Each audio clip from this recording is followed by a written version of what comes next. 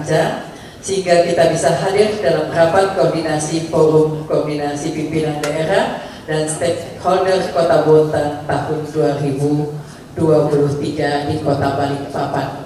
Jadi pada kesempatan yang baik ini saya mohon bagaimana kedepannya ini angka pengangguran ini bisa kita tekan, jangan sampai lagi naik di atas ini. Kita juga selaku pemerintah malu Pak dengan Provinsi Kalimantan Timur, bahkan di nasional Kota Bontang ini dikatakan adalah kota kaya, di mana penganggurannya masih banyak. Tapi kita tidak menyalahkan hal itu, karena Kota Bontang juga dikatakan juga adalah seperti gula, di mana ada gula tadi, di situ ada semut, banyaknya penduduk yang dari luar yang masuk dan kita tidak bisa menahan itu semua. Ya, kalau saja keluarga dari Bapak yang masuk ke Kota Bontang, kita tidak bisa menahan hal ini. Oleh karena itu, marilah kita bersama-sama bagaimana kita bisa menekan angka pengangguran yang ada di Kota Bontang ini, dan tentunya saya tekankan sekali lagi untuk semua perusahaan yang ada di Kota Bontang untuk bisa melakukan 75% tadi untuk warga Kota Bontang. Ya. Dengan rahmat dan ridho dari Allah Subhanahu wa Ta'ala, dengan mengucap Bismillahirrahmanirrahim, Rapat Koordinasi Forum Koordinasi Pimpinan Daerah dan Stakeholder Kota Bontang pada hari ini saya nyatakan resmi dibuka.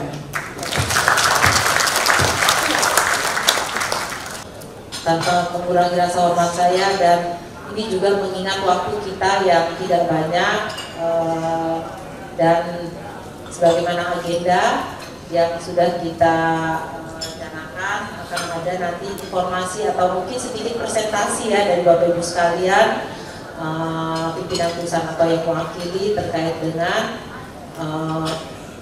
apa-apa saja yang sudah dilakukan terkait dengan komitmen kemarin yang di Bandung. Nah, ini mudah-mudahan sudah ada progresnya yang baik. Kalaupun mungkin ada yang belum terlaksana, mungkin kita bisa diskusikan atau bisa disampaikan nanti hal-hal apa saja yang menjadi kendala. Ada satu hal yang memang selama ini Kodim menjadi sebuah institusi yang di dalamnya diberikan sebuah tugas untuk mengawal penanganan stunting, di mana N-nya adalah 2045 Bapak Ibu sekalian. Saya belajar dari data yang ada bahwasanya di Bontang ada terakhir data akhir 2022 adalah 16.273 balita, 9% dari jumlah penduduk. Namun pertanyaannya, yang ke Posyandu hanya 5.060 Pak, tidak sampai 6.000. Mengapa itu terjadi? Itulah yang kita harus jawab pertama. Ada 16.000 balita, yang ke Posyandu hanya 6.000. Apakah RT-nya yang tidak ngasih tahu? Apakah lurahnya yang tidak ke sana, atau siapanya ini yang simpul-simpul ini? Kami mewakili Bapak Kapolres terkait dengan tanggapan kegiatan rakor ini. Pertama, dari Polres Bontang sangat mendukung kegiatan ini terkait dengan tema ataupun pokok bahasan yang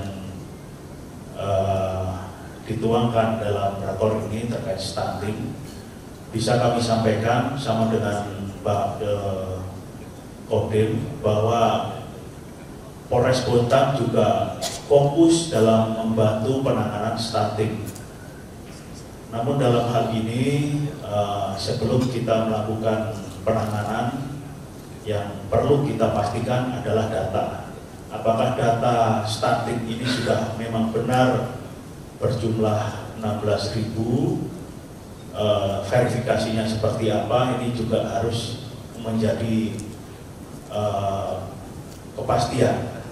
Kemudian di Polres Bontang sendiri juga ada Babin Kamtipmas dan Polisi RW yang baru di launching, yang siap membantu percepatan penanganan stunting di wilayah Kota Bontang. Di siang hari ini, di pagi hari ini yang dapat saya sampaikan dari Pengadilan Negeri sendiri, bahwa Pengadilan Negeri juga sangat mendukung pelaksanaan program stunting di Kota Bontang. Kurang lebih tadi disampaikan sekitar 20,18%. Namun sesuai dengan kapasitas kami, bahwa pengadilan ini mungkin tidak secara langsung turun untuk memberikan pendampingan terhadap stunting, tetapi yang bisa kami lakukan adalah bagaimana kami melakukan perubahan pola pikir atau mindset terhadap potensi-potensi yang dapat menyebabkan stunting itu sendiri. Nah, khususnya di pengadilan yang sudah kami lakukan, khususnya untuk dispensasi nikah ini bagi anak-anak yang pernikahan usia dini. Ini memang kami sudah godok antara PN dengan PA sama. PA untuk umumnya yang beragama Islam, yang di PN non Muslim.